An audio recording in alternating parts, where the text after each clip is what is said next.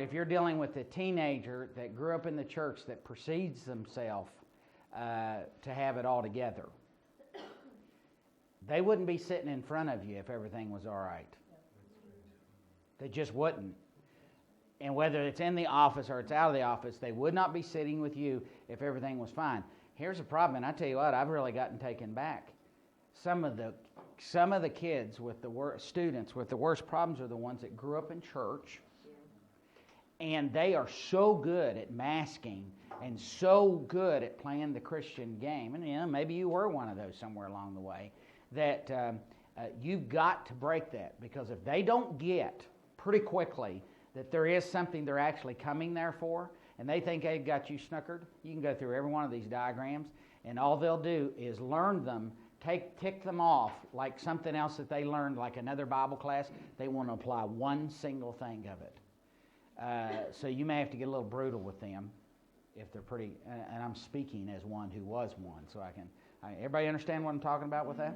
All right, let's go on to, excuse me, what might help me connect. There's probably a lot of things you can tell me about this. Usually when I'm working with a student, at this point, I don't use my own diagrams for this, unless I know I've got a very structured student that really likes order. And the key will be if they came in with a spiral notebook and 3 pens. And they actually came to the office rather than somewhere else, you probably ought to use this. Otherwise, I'm drawing on the back of napkins, the back of Bob Evans' placemat, wherever it is I'm meeting. If I'm out with him and we're shooting some hoops, I'll go home and track that way. On occasion, especially if I got somebody that's real touchy-feely and all that, I may start with them where I'm not actually writing much down in front of them. May just be dialoguing with them some, like Drew's been talking about. But later on, when you get to some of this stuff, you're going to have to sit down. And the beauty of being able to draw this out yourself, if you notice, all the diagrams that are presented there are just dirt simple. You can scratch them out in about 10 seconds. And so since you're only going to be talking about 1 or 2 concepts at a time, I don't care if you get the whole thing memorized. You can just get one, and if you come up with some other idea that you think works better for you, then that's fine. But what you want to do is have it to where you can interact with them and drive home a point with them in a dialogue fashion. So connecting, I use the back of napkins, the back of placemats. I met with this one kid, and I mean, he didn't want to have anything to do with church at all, so I met him at the park. And I drew most of what I did with him in the dirt. It was a weird deal. It's the first time I'd pulled that off. But, he really tracked on pretty well. Really came along. So you're going to ask the Lord for guidance on that. But whatever. Anybody else, any big ideas in terms of connecting with students, in terms of, the whole goal is we just want to get the information to them. I've done this for a while, so at least I've learned a couple things about it. Here last year, somebody brought in, because the mom and dad were with me and some other stuff I was doing, and they brought their kid in who was having several issues. One, he was pretty hot into pornography. He also had some, rebellion was starting to stir up in him quite a bit. Well, they just literally brought him in and dropped him and left. And our church is kind of like not near anything that's easy to walk to, so they knew he wouldn't take walking off, and dropped him at the church to meet. Well, I did last 3 times with him. And I got news for you. And I tried to meet with him. He didn't. I was forced on him. There was no relationship, and that was going nowhere. And I'm telling you, I did everything I could do, and it just wasn't going to happen. So you can't always have a setting that's non-traditional, but anything you can do to do some relational building is excellent. Anybody ever heard of the slur method before? Slur. And I'm just tagging on to what you're saying there, Matt, and I'll repeat that here. In the slur method, you talk about school, likes and dislikes, interests and hobbies. Obviously, you're not going to say, I'm going to do the slur method. And then, somewhere along the line, where's religion fit in there with them? What was the U? No, slur, S-L-I-R. S-L-I-R. Interest. Interest, yeah. Interest. Okay? Now, here's the idea is that, again, just for the sake of the taping, if you can build a relationship somewhere there first, this is a whole nother idea. Adults will come to you for counsel. before they have a relationship with you. They may be coming reluctantly, but you can get past that because they're operating on another level. But you're absolutely right. If I can get some connection there, and you don't start dropping all the information about them, if you start showing some interest in them, they are going to ask questions about you. And my big line with a lot of students sometimes, if I'm going that way with them, is say, "Oh, I shrink people's heads." Well, they get a kick out of that. They think that's really funny. "Oh, really? Oh, are you one of those, man?" And it just demystifies the whole system. Yeah, and again, all we're saying is you go from a place of relationship with students. It is not the normal model. And honestly, if there's 2 or 3 guys that kind of sort of specialize in students in a clinical setting where we're at, and they get the really bad eggs that nobody else want to touch and so on. You know what they do in the first 6 sessions? Now, some of them still try to do it in the office. First 6 sessions, they just tell me I spend all my time trying to get the kid to trust me and interact with me and to build some kind of relationship. Well, that's pretty tough in a clinical model. I'm not saying it's impossible. I'm just telling you it's hard. Some of the interactions you're going to have is going to have the best opportunity for succeeding because you've already got relationship or you're not in that setting. And again, you're the best person that God has for them. A couple more things, and then we'll press on to some other. How do I close the first time with them? What I'm defining as the first time, I'm talking about after you have them actually coming to the table to talk to you about what's going on. So if that takes you a few weeks, by the way, this is a great model. Some of you work in student ministries in terms of either by yourself or in a more classic model. This is a beautiful, beautiful opportunity. And you'll see as we go through this, some of the models that we use in this. It's a great opportunity just when you're with them on these big, long trips and all this stuff that happens to use for working with these students. That doesn't have to be they're coming for counsel. Well, one other thing, and I know I've said this, but Ray just said it. Great teacher's repetitive. So I can't impress upon you that I don't have to be them. And I can be, right now, pretty much this is what I wear. I've almost got always got khakis and a button down. And I even wear a suit every once in a while. Right now, in the place I am in life, that's pretty normal for me. Everybody knows that. I haven't tried to be what they are. Because if I did, they'd say, "There's an old fat guy dressed like me. That is too weird." Now it would. If they always knew me that might be another thing. But that's it. That's not my norm. That's not who I am, and I want to be who I am with them as well. All right. Excuse me. Number 5, how do I close with them the first time? Just a few things. I think it's important that you explain to them that and again, we brought them to the point where they're ready to talk about some serious stuff. Explain that every person struggles, and just because they happen to be hurting about a particular thing doesn't mean somebody else will be. If you've got a real high feeler, they'll think they're the only one in the world that is messed up because of the particular thing that's creating problems in them. You want to encourage them by communicating to them that this is not. It makes perfect sense to you that they be hurting. It's not an odd thing. Remind them, especially if they're wiggling on you, and you've sort of started into talking to some real issues. You've done a good job of building relationships. They're starting to do the wiggle on you. Remind them the wiggle. I mean, wiggle meaning they're backing off. In other words, you did your work relationally, and now you're starting to get down some of the real stuff, and they've changed their mind about wanting help. Huh? Yeah. So they're starting to wiggle. They're starting to back out of the thing, and and listen. You don't have to they don't have to continue. We can just say, "Hey, listen, can we? Are we going to talk here or not? You said you wanted to, and I've really enjoyed this. But if I'm just some old guy or some old woman that you don't want to mess with, that's fine. Let's go shoot some hoops. But at least challenge that at this point is what I'm saying, that we're going to keep this real. We were having some real conversations. All of a sudden, you backed off. What's the deal with that? I've tried to be genuine to you. I've been honest with you. I've been straight with you about what's going on with me. And the reason I'm saying that is some of you, in the name of keeping the relationship going, will just back off and never challenge anything. I didn't say beat them up. I'm just saying keeping it real with them. If they've started with you and they start backing up, They at least need to know that you recognize, because they've probably done that with almost every single other adult that they've interacted with, and especially if they're having trouble with an adult right now. And one of your goals, so then one of your disciples, remember how Mike put our history up and he says there's several things we're going to have to deal with Tim and Karen about if we had them in well, there may be several discipleship issues with this student, and one of them may be as soon as something hard gets going, they bail. Well, you want to try to move them through that. All right? You may have to ask again from time to time if they want to continue in the process, and especially if it's gotten down to you've gotten down to some heart of some issues. This is really a good time to ask them that. Are we still cool here? Are you all right? Because some of this may get a little harder. And I don't want to push anything on you. I love you. Just like you were saying, Don, I love you. I care about you. But you need to understand this is going to get a little harder as we move along through this thing. Well, that's for real. That's honest. Nobody's putting anyone over on them.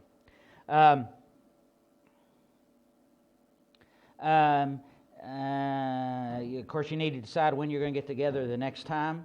And the fifth thing would be this. Anything that you can tell them you think they might relate to, either from your own life or from other students, especially if they know those students and have some level of respect for them, that could give them some sense of encouragement that there is some hope along the way, because a lot of these students have lost hope. Somebody was just sharing with me earlier about they're working with a teenage girl that's got to do her father, and he basically communicated to them, look, I don't care how much it costs, I'll pay it, just go fix her.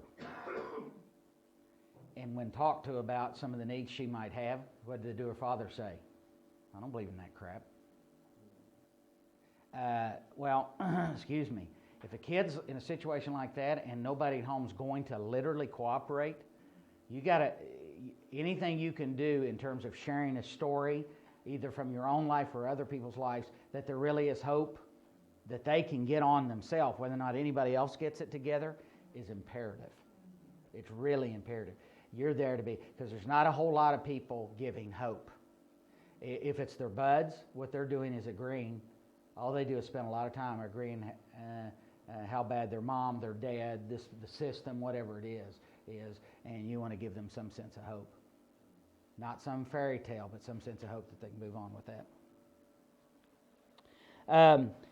Don's going to cover the whole issue of when to get professional help, so I'm just going to sidestep that right now and let him cover that when he gets to his session. Okay, let's move along. We're just going to go as far as we can go to 11:30.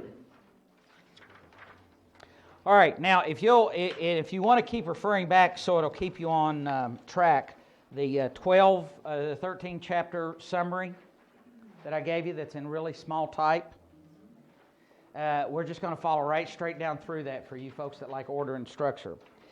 Let me just say right quick to you, here's the 12 things we're going to answer 3 questions. Why do people do it? Basically, show me the way I got the way I am. Show me the way I can stop the madness, and show me how I can stay in my right mind. All that is the 3 questions we answer all the time. Why do I do what I do? How can I stop without effort? And how can I stay stopped? That's all we're doing is answering 3 questions. You guys have heard those dozens of times. Here's the ideas. Why do I do what I do? Or show me the way I got the way I am. There's the good, the bad, the ugly, and the rut. There's no way you can't ever not remember that. And there's just a point we're going to make with each one of these. So we're just going to track right through this, and so that you get a flow for how this material goes. So let's assume that we've gotten some kind of history. We've got some relationship with these people. We got some idea what their what some of their idols are. Those kinds of things like that. Here's the first. Show me the way I got the way I am. First of all, there's good news. There's good news. What are we going to be talking about here? We're going to be talking about the unique self. Now, here's the answer to your question. If I'm at a place where it makes sense that I can start talking with them about the unique self, in other words, this might scare somebody away. If you're going to scare a kid away by giving them the test, then blow the test. I mean, I'm not concerned about that. If you've spent enough time relating with them, and I'm not asking you to guess, except that if you're not going to be able to give them something like this, then what you want to do, you are going to have to make some general guesses about whether or not they're thinkers, feelers, or doers. Now, I'm going to show you why in just a second. This is, I've given you a copy of this test. Have any of you seen this one before? This is a short version. This doesn't have anywhere near as many questions as the big, long, unique self-test. Yes, it's in the very back. Last one. And last one. And what this actually gives you is primarily, it's not only, but it gives you primarily, if people were just to meet them, what they would be like. Just sort of their general mix that they would have. Primarily in the social. Some of the stuff that under pressure and intimacy in their intimate relationships is going to come up. But I haven't had a student yet. If you have one, well, I'll take that back. I did have 2 girls who were I thinkers said, well, I've heard you talking about, because they've heard us talk about it in other settings, that you have this big long test. Well, they wanted to take it. Well, amen. You know, I gave her the test, she took it, and she was thrilled. But generally speaking, they'll tolerate this test because it doesn't take them very long to take it. All right? And all you're doing, don't you get sidetracked on that I've got to know exactly what they are under pressure, and I've got to know. We're just looking for a general thing because we're doing something. I understand it would be wonderful if you could get them to do the whole one, and if you can get them to do it, but somehow I have a little problem seeing Matt out under with his surfboards, leaning up against his surfboard saying, okay, now let me ask you a few questions here, and having them fill out. You just use whatever will work internally in your environment, okay? But we want to have them take that test. And again, this is one way to get the unique self-test if you're going to use it. In other words, if they're buying in with you, in answer to your question earlier about when to use the unique self-test, with students, if they bought in, they've said, and you've communicated to them, hey, listen, I'm going to be talking with you about some things. Excuse me. I may go ahead and give this to them at that point. Otherwise, Drew's just too smart for us. That's the problem. Otherwise, this is what I'm going to communicate to them, and at the end, I'll go over these 4 or 5 questions we might ask to kind of get a feel for where they're at. But this is one show me the way everybody does things for a particular reason. Everybody on the planet. That's what we're saying. Show me the way I got the way I am. One of the reasons we do the good news. One of the reasons you do the things you do is because God created you in a very unique way. And I just say, and I haven't told them about thinkers, feelers, and doers. There's thinkers, people, and I'm going to talk to you about this in a second. There's thinkers, there's feelers, and there's doers. They're just people, and then I give them a description of thinkers, feelers, and doers. And again, I'm just taking you through a process that I would go through with a student. The point I'm trying to make with this diagram is that I'm showing you one of the ways you got the way you are is because God created you in this really unique way. If I got a kid that's not a believer, I'm going to land on Jesus later. So this is what I'll say to them. One of the ways people act the way they are, they're just born that way. The question is how do you describe what a thinker, a feeler, and a doer are to 14 or 15-year-olds? Well, this is what I do. I write these 3 things down so they know where I'm going, and because they're wondering what those numbers are over there anyway. And I'll usually go down here, this makes me a perfect 10. Now, let me tell you what thinkers, feelers, and doers are. And what I'll do, especially if I have some relationship with them, and if I have some of their friends and observing some of their friendships, if I don't, I just describe it. I'll say, have you ever noticed that there's some guys in school they call eggheads? Some girls they call eggheads. And no matter what happens, man, they're just always on the beam. They're always organized. Their dirt is organized. And you look in their locker, everybody else's locker, it's just crammed in there, and you look in there and you could eat off the floor of the locker, and things are, all the creases and the hanging jackets just right, and the books are in order of the thing. Well, now, could a kid understand that? Well, yeah. Now, that's not the only sign that a person's a thinker, but it's a pretty good clue. There's something going on there.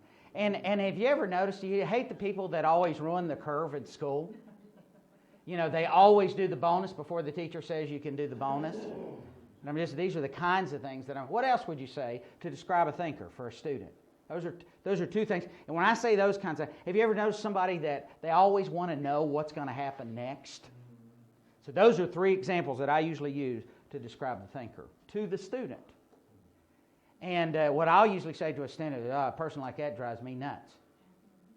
But of course, here's me. Now, if that is a student is a thinker, I might not quite say nuts. Yeah. If I'm suspecting they might be. But let me tell you about me. I can really drive somebody nuts. Do you know Susie And have you noticed she goes in school, she's got to touch everybody. She just, and she's always loud, and in class she's always, yakking and going on. You ever notice she just, everything's done at the last minute? Those kinds of descriptions like that. Well, how else would you describe a feeler to a student? Drew, how would you describe a feeler to a student? Yeah. They're always wanting to have the party. They're the buds. They're the guys. They're the fun people to be around. They are the life of the party. Popular. Huh? A lot of times those people end up being very popular from that standpoint. Sometimes you can notice that temperament by even the way they dress. And it's very important to a student. It's the clothes. Okay. You might notice about that. All right. Excuse me.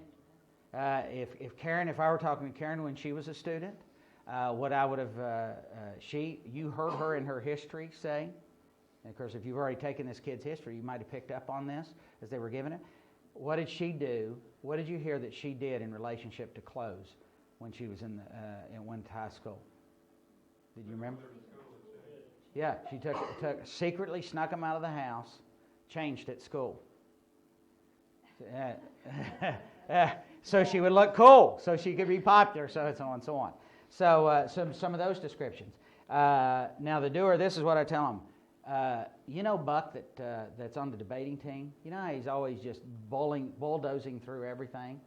And a guy like this a lot of times will be a president of a student body. And half the school loves him to death, and the other half, he's got them charmed, and the other half hate his guts. Well, I just say, can a student identify to a kid like that? Well, you bet they can. Oh, yeah.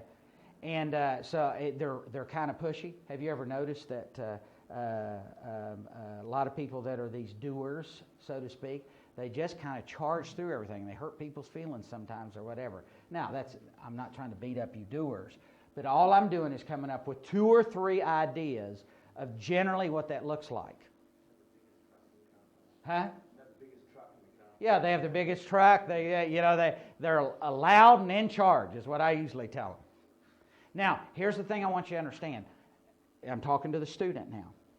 Nobody is exactly all that and only that. Every one of us is kind of a mixture of stuff. And then at this point, and again, I'm just telling you how I track through this with students. I'll say, now let me tell you about me. A lot of times I'm that feeler guy, and you give me 150 hugs a day, and I think you rip me off, and I'm always loud, and I like people to like me, and I like to make people laugh and stuff like it. But I said it's really weird. Sometimes I don't do that at all. If I'm like in charge of something, or somebody puts me in charge of something, I just become like a Nazi. No, but I just tell them something. I'm not trying to tell them, well, that's under pressure, and under pressure. I don't go there. I just say, but I'm not all that, because sometimes I get. I mean, you never notice me. If you hung around me very much, you'd find out sometimes I'm totally focused on something, and I just ignore what people are thinking or feeling. And so you see, I'm kind of a mix of that. Now, this is where the questions will come in. I wonder, would you mind if I just ask you kind of ask you 2 or 3 questions to find out what you might be like? The first question I'm going to ask them after I've given this description, Drew, is I'm going to say, do any of the ones I've talked about fit you? Just generally. Is it one of them, both of them?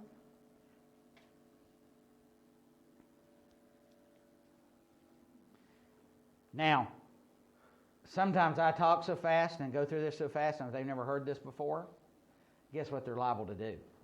Go, well, I don't even remember what you said. Yeah, I mean, that's very likely. Yeah. And so I just go through. I say, well, listen, are you one of those people that really, you kind of like an order to your day? I mean, you're not compulsive about, I wouldn't even use that word, but, you just like for things being in order. You kind of like a plan for things like that. You like an order? Do you like a plan? How's your room at home? Now, don't be deceived. This is a side note. I wouldn't say this to the student.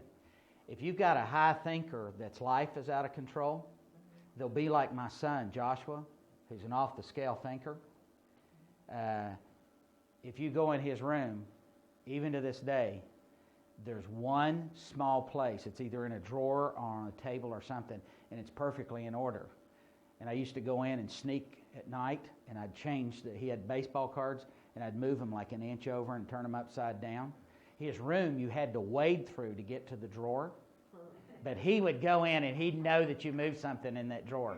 It's the funniest thing. I just love being a dad. You know what I'm saying? But so a thinker can be a slob. If their whole life is starting to get out of control, they defer to the one place they can control. But all we're looking for is general. So do you like an order? Do you like a plan? Does it frustrate you when when somebody just kind of goes off the cuff, kind of stuff like that? So that's one question I'd ask them if they've forgotten everything I say. Do you like having people? You kind of life of the party. You kind of funny guy. Now, if I'm seeing something in there that makes me kind of think that, I'll say, you can tell me I'm wrong, but we've talked a little bit here, and you kind of seem like, and just let them, just like Mike told us, is about 80% of that kind of fit you? That's a good way to do that. All we're looking for is, and when we end on this, I'll show you why you can just use these general things here. So are you kind of life of the party? Are you a mess? Your room? Are you just kind of, you like doing things off the cuff? So that's a feeler. Do you find yourself leading? A fourth question. Do you find yourself leading in a lot of situations? Whether it's good leading or bad leading, I'm not concerned about right now. Do you find yourself kind of pushing through stuff? Do people accuse you of being not caring about what anybody else thinks? Do you get all the guys together and say, hey, look, let's go get crazy? Do you traipse off with all the boys and go hunting for kangaroos and hit them with a motorcycle and slit their throat? Oh, I'm sorry, Drew. Did I say that out loud? Yeah, you see what I'm saying? Just some general characteristics of this. And you can ask them to track with you on this. Listen, I don't know what you are. You tell me. Let me just tell you what some of that's like. And ask them some questions. So, yeah, there is a way, and you don't even have to give them a test that way. But this is what I want to end up with after I've sort of established probably what some of those characteristics are. Well, you know what? Let me tell you, it's not this whole thing about your unique self, who you were created to be, or if I'm not saying who God created you to be, what you were born to be. When I say it's not what you think, I'm just telling you. Have you ever noticed that everybody kind of wants to be like the big mouth in the cafeteria? And you look on TV and everybody's about this big around and they have the perfect smile and they're always laughing and they're just perfect and everything. You know what it's not about? The thing that's not, one of the ways you got the way you are is that's all a facade. That's just fake. That's just a bunch of hooey. And, and of course, if you got a beauty queen in front of you, she may be having a hard time buying some of that. But it's not what you think. It's not about being perfect.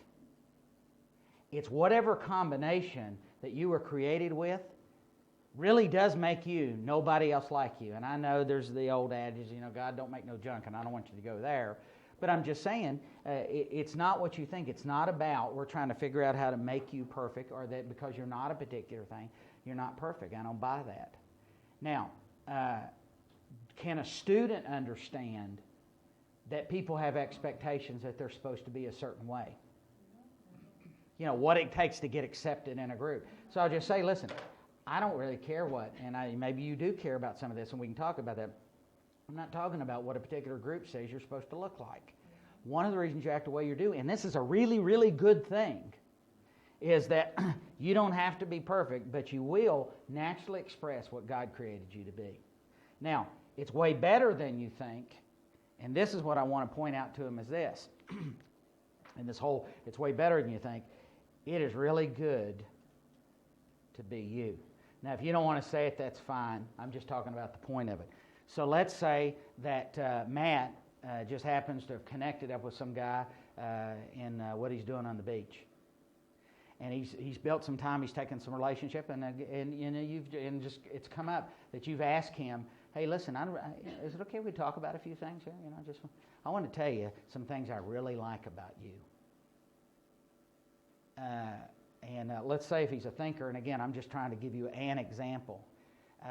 Let's say, Matt, I know you teach some of these guys to surf. You know what I really liked about you? You ask me every single thing you do, and you ask me again and again until you got all the technique down just perfect. You're going to be really great at technique. And do you know that's, if you're bringing up the God thing, or even if it's just that they're born that way, that's really going to serve you well in learning how to surf. And and there's nothing wrong with saying, like Johnny over there, he kind of does some things natural, but it's going to take him a lot longer to learn this because you're very methodical. You really do listen to what I say. That's cool. And God strung you up to be that way? For instance, my daughter Amy, she's a student. She's a little older student. My Amy struggles some like I do with her weight. Those are her words. I have permission to share this. She struggles some with her weight, and there's reasons connected to all that. But it's really interesting. Amy in school was, Amy is multifaceted by way of temperament. But Amy in school was known as everybody wanted to be around Amy. And Amy's like seriously committed to Christ, doesn't bend her morals, but she was this incredible encourager, and you can drop her in the middle of a storm, and she'll somehow get everybody feeling better about each other. Well, frankly, a lot of that is her unique self, the way she approaches life. She's a big peacemaker. So she drops them. Well, so you could notice that about her. If you were working with Amy individually, you could say, one of the things I like about you, I've noticed when you get in the middle of people, they seem to get along. That's pretty cool. Now, so it's better than what you think. What we want to do is the primary reason we're talking about this with them is we're getting ready to dig an incredibly deep hole for these guys. And you want to find out in practical ways what is unique about them. Not some mamby-pamby, I just think you're so special. None of that magic, but legitimately, what is their unique self and what is it that you see in everyday life experience that they bring to the table that is really incredible? Because I got news for you. They've had plenty of people pick to death all the things in them that's not really incredible to be. One of the things that we deal with in our family situation of our blended families, and this would be Karen's children, is there's some favoritism that gets played by Karen's former husband, their dad. And it's towards, and it has to do with one of our girls is a doer thinker. And both of them play soccer. They're incredible, aren't they? Just from a talent standpoint. But one of them is more the driver and the pusher, and she works out 4 times as many as everybody else. She's supposed to go out for the New Zealand soccer team. New Zealand? Ireland. All right, somewhere over here, not in the U.S. But at any rate, they've offered her some island someplace somewhere. But anyway, they have offered her an opportunity to come and play on their team. Well, guess how she managed that? She just drove and drove and drove. She makes calls. She'll walk right up. She's walked up to like the big dogs, me and Ham and all those people, and said, "Hey, listen, you really, I need to be hanging out with you. When are we going to do that?" You need to know me. Yeah, you need to know me, basically. Well, does anybody guess that that's not a doer? Well, her sister, who is equally as talented from a soccer standpoint, she's much more laid back. She's far more multifaceted. She's not going to be pushy into people's lives. Well, here's the problem. Their dad rewards not just excellence, but being famous. Well, guess which one of those two is going to get more affirmation from him? It's the doer. And then when you do the male-female, because she's got a son, and he does it even more with the son, who is a high doer. So you need to recognize they've been beat up over being who they are. And this is not some mamby-pamby, nicey-nice, everybody wants to feel wonderful. They need to hear in truth specifically the kinds of things that you recognize, even if it's 1 or 2 things that you think is incredibly unique about them, that they bring to the table that you're enjoying getting to interact with. And the very first reason that they act the way they do is because, daggone it, that's the way they're supposed to be acting. That's what God created in them. That's what they bring to the table. And we're not going to change that part of that. Does that make sense to you? All right. Well, of course, masking's a hard thing to get a hold of. And she's asking about if they've been masking to keep a dad happy or something like that. First of all, masking's a hard thing for people to catch on to begin with. Mike and I and Karen and I were having a question just a little bit earlier, or a couple days ago, about how masking is so difficult to hide and so on, or so difficult to recognize in an individual. So first of all, it's going to be very difficult. One of the things that can help with that, again, we're just talking generally, listen, if you didn't have any expectations of anybody, what would you be like? If nobody was putting a bunch of expectations on you, what would you like to be like? Now, you got to be careful because they might have some dream, something they want to be. But if nobody was putting any pressure on you, what would your normal way look like? Somebody asked the question, what about the story in the book, in Your Unique Self? There's a story about 3 guys go to a restaurant, and a fellow sitting right across from them. And the guy sitting across from him has got lettuce in his teeth.